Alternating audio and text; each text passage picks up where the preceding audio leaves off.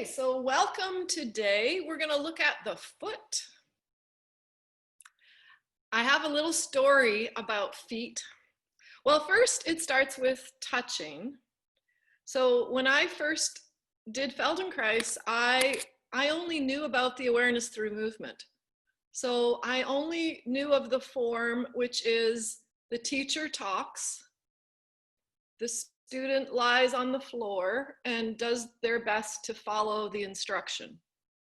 And that sounded very appealing to me because I wanted to, again, tell people what to do, not get any arguments. Sometimes I get an argument, but that's okay. And just have people follow my direction. And then very close to the beginning of my training, I found out that Feldenkrais also works with touch. And that if I was going to become a practitioner, I was going to have to touch other people. That thought did not appeal to me in the least. In fact, I almost dropped out of the program because I was like, I want to be a teacher. I had this vision of being like a yoga teacher, but to touch someone and then especially their feet. Ugh. And now I have to tell you that was years ago.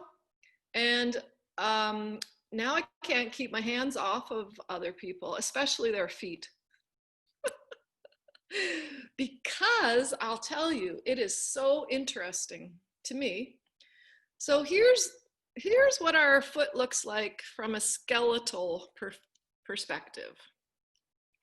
So I know that we've worked a little bit with the heel. So this is the heel. Look how big that fella is. Right at the base of the foot. This is the outside ankle bone, which is just the end of the fib. And then the inside ankle bone, sorry bones, is the end of the big chunky tibia, fibula. Big one, tib, little fib. That's how I remember. And then there's all these rocks. I just call them rocks because I can't remember their real names.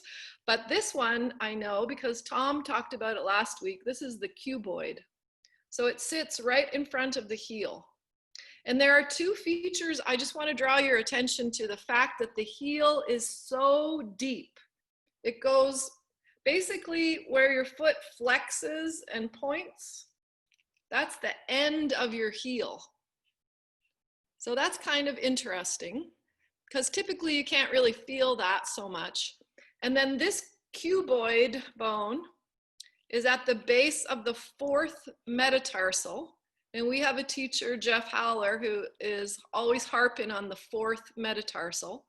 He claims that if you ground and use the ground forces and push through more the outer border of your foot, you'll be able to sink basketballs and shoot goals and throw spirals because he works with athletes. And here's the most cool thing, I think. Here is the base of the little toe. And again, see how close it is to the top of the heel. I'm saying base and top, like you know what I'm talking about. But if you look at the little toe, one of my teachers said you could think of this as like a handle. So if you go to the outside of your foot and again, close to this joint where you point and flex, right around to the side where your little toe is, sometimes if you can rotate your foot by holding on to the, now you of course have flesh and tendons and everything like that, but this is the outer border of your foot. And when we work with people hands-on, we can get in there and kind of twiddle that a little bit. And what it does is often the cuboid gets stuck here, that joint gets stuck. And when it gets stuck, like everything else in our body, it impacts the flexibility and the ability to articulate through the foot. So sometimes, like I did become I thought at one point I was going to become a foot practitioner and just focus on feet. Which again, if you told me that 5 years earlier, I would have thought you were crazy. But the feet, I mean, I could do, and Tom, I'm sure, has the same experience. We could do a foot lesson, and the women and the men, just they float out the door. The kids love it, unless they're ticklish, then they don't like it. So today in this lesson, we are going to talk about pushing through the heel. So I just want you to have that in your awareness, that this heel goes deep into the foot. We're going to flex and extend a little bit through the foot, so you can see that. And then we're going to play with the outer border, taking weight through the outer border, which is this one. And then, of course, the base of the big toe. This is another joint that gets stuck. This guy right here. I know I have some trouble. I might have a little arthritis or something, but sometimes it gets achy in here. And I can feel it when I'm going for a walk. And so when I do, I try to consciously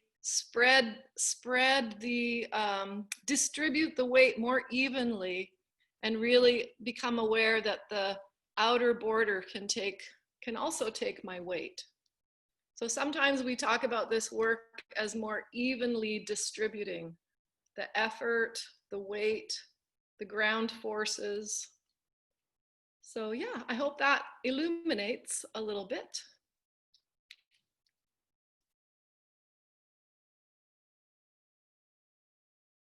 Okay, now we're in the underside.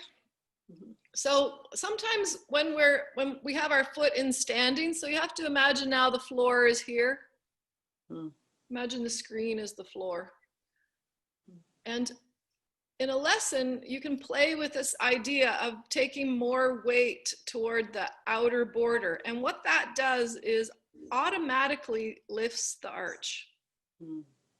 And then when we shift our weight more towards the big toe, it kind of flattens the arch a little bit.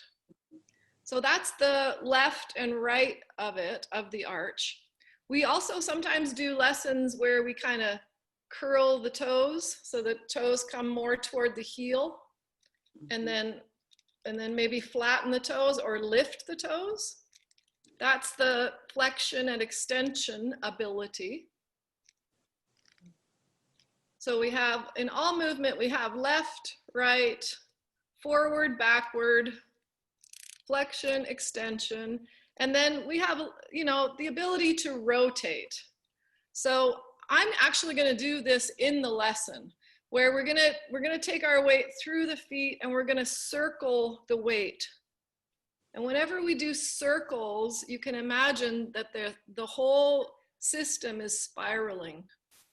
And especially when we move and press and shift, imagine that like a piece of DNA, the whole system is kind of spiraling and then lengthening.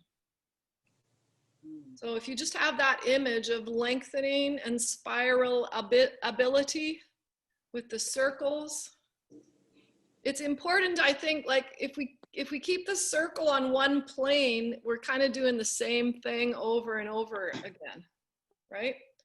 The merry-go-round of denial.